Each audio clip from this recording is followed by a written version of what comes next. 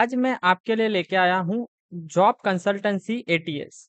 अब एटीएस क्या होता है? Application tracking system. जो एचआर कंसल्टेंसी या प्लेसमेंट एजेंसी चलाते हैं, ये टूल उनके लिए बहुत ज़्यादा यूज़फुल है।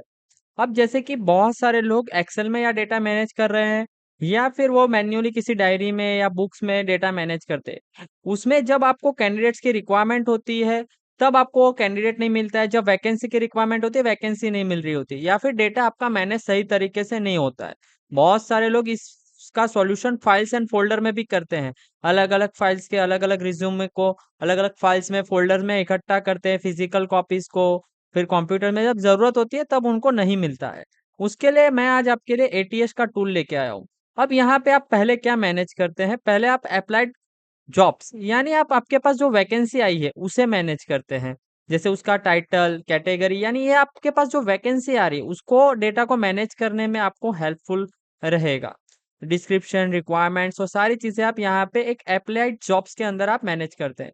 अब आते हैं एप्लीकेंट्स। एप्लीकेंट्स क्या करते हैं? एप्लीकेंट्स मतलब जो कैंडिडेट्स आपके यहाँ पे आ रहे हैं, उनके लिए। अब यहाँ पे एप्लीकेंट्स अगर आपके पास कोई कैंडिडेट आ रहा है तो अप्लाइड जॉब, वो कौन-सी जॉब के लिए आप अप्लाइड कर रहे हो, वही आपको पहले उसका डेटा इंसर्ट करना है। जैसे कि समझिए फुल स्टैक के लिए कोई अप्लाई कर रहा है, तो वो एप्लीकेंट का नाम, email ID, mobile number, gender, date of birth, applicants की प्रोफाइल अगर अवेलेबल है डॉक्यूमेंट में वो है या फिर रिज्यूमे अवेलेबल है तो वो है और उसके कुछ क्वेश्चन आंसर, उसकी रिक्वायरमेंट, सैलरी एक्सपेक्टेशन ये सब चीज़ें आप यहाँ पे मैनेज करते हैं, ताकि जब उसका आप इंटरव्यू करवाओ, तब आपको ज़्यादा फाइंड आउट ना करना पड़े, डेटा सही तरीके से मैनेज रहे, इसके लिए।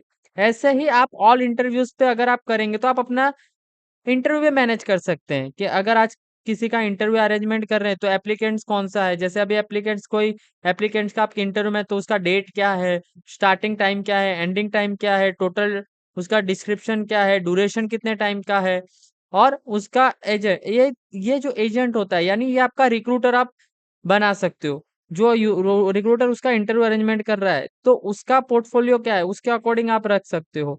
तो यहाँ पे आपका इंटरव्यू भी मैनेज हो जाता है। आज कितने इंटरव्यूज़ आपके यहाँ पे लाइन अप होने वाले हैं, आज जिन इंटरव्यूज़ है वो आप मैनेज कर सकते हो।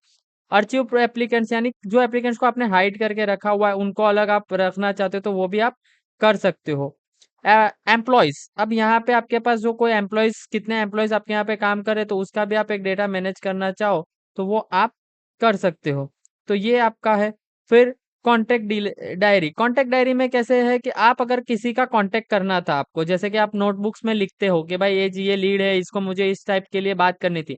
वो आप डायरेक्टली यहाँ पे बात कर सकते हो। पर्सन का नाम, ईमेल आईडी, कॉन्टैक्ट और सब्जेक्ट क्या था, वह उसको कैंडिडेट के लिए या जॉब के लिए उससे बात करनी थी, उसका क्या मैसेज उससे बात करनी थी, वो आप यहाँ पे रख सकते हो। आप कॉन्टैक्ट डायरी में उस चीज़ को मैनेज कर सकते हो। वैसे ही अगर आप नोटिस बोर्ड देखोगे, तो नोटिस बोर्ड क्या है, ये इंटरनल आप यूज़ कर सकते हो। तो इसके लिए आप नोटिस बोर्ड का भी आप यूज़ कर सकते हो। ये इसकी कोर फैसिलिटीज़ थी, जिससे आप बेसिक एटीएस के थ्रू आप अपना एचआर फर्म या प्लेसमेंट एजेंसी का डेटा सही तरीके से मैनेज कर सकते हो। ठीक है? अब यहाँ पे स्टेजेस है। अब ये स्टेजेस कैसा है कि आप जैसे एप्लीकेशंस है, उसको इंटरव्यू लाइन अप कर रहे हो, पेंडिंग है, रिजेक्टेड है, इंटरव्यू है, फ़ोन स्क्रीनिंग है, ऐसा कोई चीज़ आपको करनी है, तो आप सिस्टम से थोड़ा बहुत मॉडिफ़िकेशन कर सकते हो।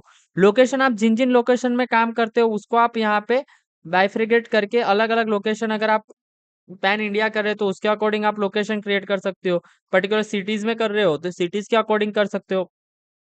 कैटेगरीज़ भी आप मैन्युअली डाटा इंसर्ट कर सकते हो। आप किन-किन कैटेगरीज़ में काम कर रहे हो। टाइप्स के अंदर आप जैसे कॉन्ट्रैक्ट बेसिस पे काम करते हो, फ्रीलांसर बेसिस पे आप किसी से काम करवाते हो, वो है। स्किल्स वगैरह भी आप इसको ऐड कर सकते हो मैन्युअली। आपके सिस्टम के अकॉर्डिंग, आपके प्लेसमेंट एजेंसी के अकॉर्डिंग। आप फ्रीक्वेंटली आस्क्ड क्वेश्चन भी आप कर सकते हो।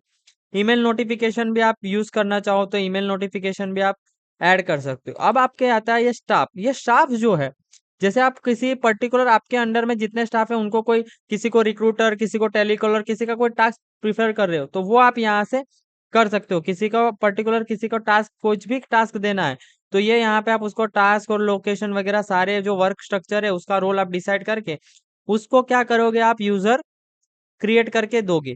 ऐसे ही लॉग्ड इन हिस्ट्री भी आप देख पाओगे कि किससे कैसे, जैसे कि कौन से एम्प्लॉयी ने कब कितने बजे लॉगिन किया, कितने बजे लॉग आउट हुआ, लॉगिन किया कि नहीं किया, ये सारी डिटेल्स आप और सिस्टम कौन से सिस्टम में उससे लॉगिन किया, ये सारी डिटेल्स आप मॉनिटरिंग कर सकते हो।